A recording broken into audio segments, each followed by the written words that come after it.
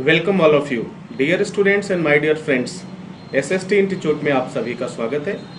आज का जो लेसन है, आज का जो लेक्चर है वह काफ़ी इंटरेस्टिंग होने वाला है, क्योंकि इस लेक्चर में हम उन टॉपिक को कवर करेंगे जिसके बारे में बहुत से लोगों को काफ़ी कन्फ्यूज़न रहता है।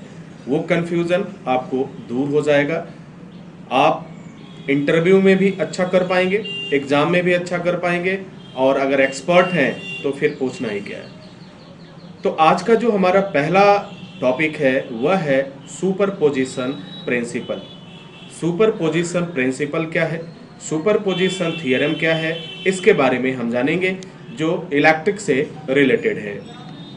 दूसरा पॉइंट हमारा आएगा इलेक्ट्रिक फील्ड क्या है, इसकी पहचान आप कैसे करते हो, ये कहाँ पे अवेलेबल है, इसको किस टेक्निक के द्वारा, किस तकनीक के द्वारा आप समझ पाते हो, जान पाते हो, इसे आइडेंटिफाई कैसे करोगे। Electric line of force, electric line of force क्या है, इसका नेचर क्या है, इसके बारे में जानेंगे। एंड फाइनली लास्ट पॉइंट आज हमारा होगा प्रॉपर्टीज ऑफ इलेक्ट्रिक लाइन। तो 4 पॉइंट्स हमारे पास हैं। 4 पॉइंट्स काफ़ी इंपॉर्टेंट है, काफ़ी महत्वपूर्ण है आप सबके लिए, ये जानना जरूरी है। स्पेशली अगर आप इलेक्ट्रिकल डिप्लोमा इंजीनियरिंग में हैं, इलेक्ट्रिकल कोर्स कर रहे हैं या फिर जॉब की तैयारी कर रहे हैं। अब हम बात करते हैं सुपरपोजिशन प्रिंसिपल के बारे में।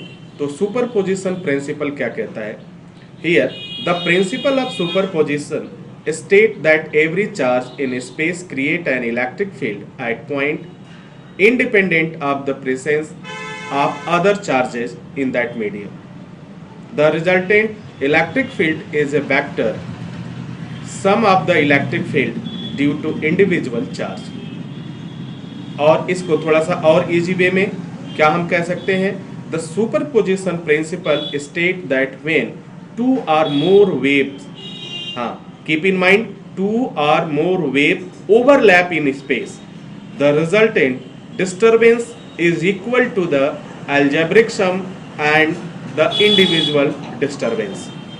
तो आप देख रहे हैं दोनों के बारे में अगर सुपरपोजिशन प्रिंसिपल की बात की जाए तो यह बात आपको याद रखने की जरूरत है। क्या याद रखने की जरूरत है? 2 or more wave जब एक दूसरे को क्या करते हैं, ओवरलैप करते हैं, तो परिणाम क्या होगा? तो रिजल्टेंट जो आएगा, जो डिस्टरबेंस होगा, वह किसके बराबर होगा? एल्जेब्रिक सम और इंडिविजुअल डिस्टरबेंस के इक्वल होगा। ठीक है, और यही एक्टिविटीज, यही प्रक्रिया, यही गतिविधि आपको सुपरपोजिशन कहलाती है, सुपरपोजिशन प्रिंसिपल के नाम से जाना जाता है। ठीक है, अब अगला पॉइंट हमारा जो होता है वह क्या कहता है? Electrical field. तो इलेक्ट्रिक फील्ड का क्या सेंस आएगा?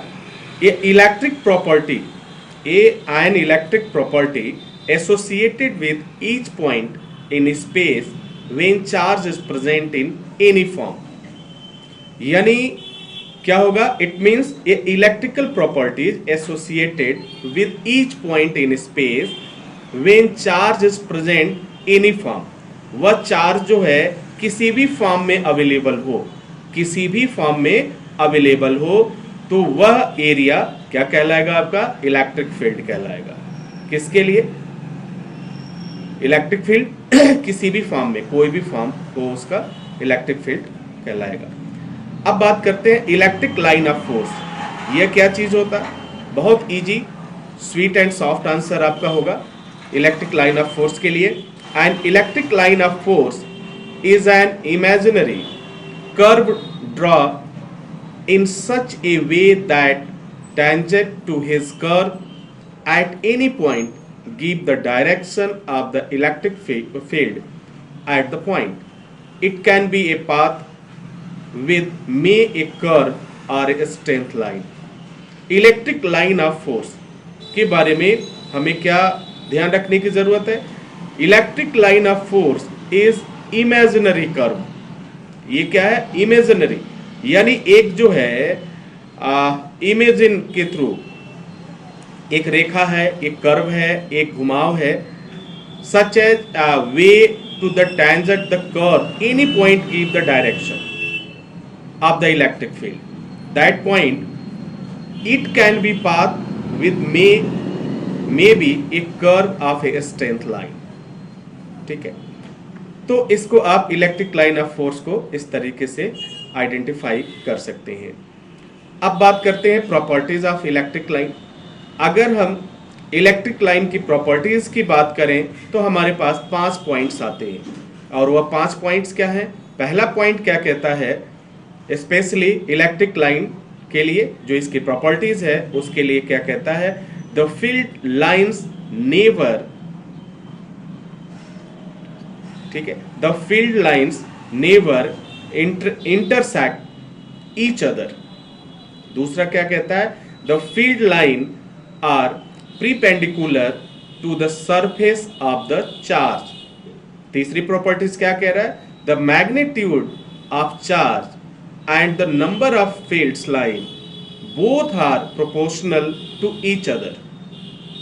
और नेक्स्ट प्रॉपर्टीज क्या कहता है, the start point of the field line is at the positive charge and end at the negative charge.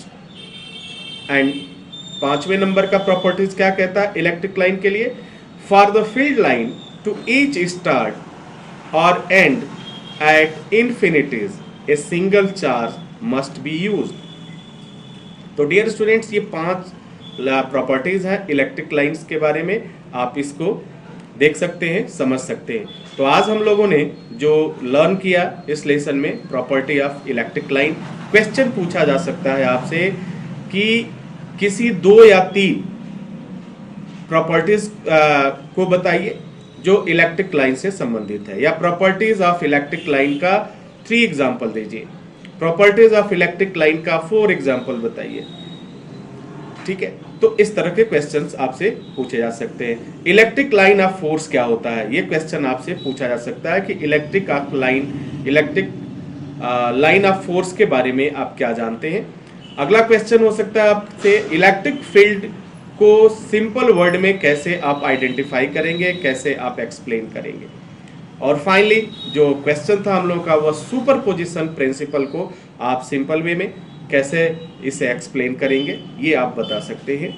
ठीक है, तो कभी भी ये सुपरपोजिशन प्रिंसिपल के लिए ये याद रखिए, ये बहुत ही आसान हो जाएगा आपके लिए कि सुपरपोजिशन प्रिंसिपल जब वेन और 2 or more waves overlap in space, the resultant disturbance is equal to algebraic sum and individual disturbance। ठीक है, तो ये सुपरपोजिशन प्रिंसिपल है। आई होप कि ये सारी चीजें आपको क्लियर हो गई होंगी। तो डियर स्टूडेंट्स, एक एक चीज को आप ध्यान से करें। अगर आपको इससे रिलेटेड और भी कोई क्वेश्चंस हो तो आप मुझे मेल कर सकते हैं, मैं कोशिश करूंगा कि आपको उस पर जरूर मैं डिस्कस करूं, आपको बताऊं। तो आज के लेसन में ये सारी चीजें हम लोगों ने लर्न किया। नेक्स्ट वीडियो में हम पुनः हाजिर होंगे, तब तक के लिए wish you all the best. Thank you for watching, thank you for learning.